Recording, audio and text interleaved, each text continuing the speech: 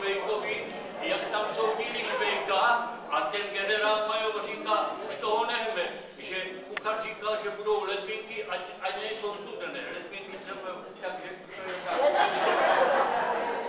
Takže oni za to můžou, že nemůžeš hrát.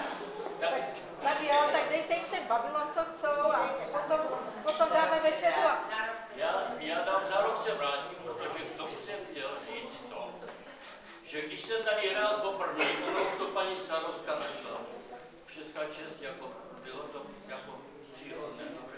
Když jsem tady hrál poprvé, tady seděl ve třetí řadě Petr Helia, tam seděla Božka Filipková, jo.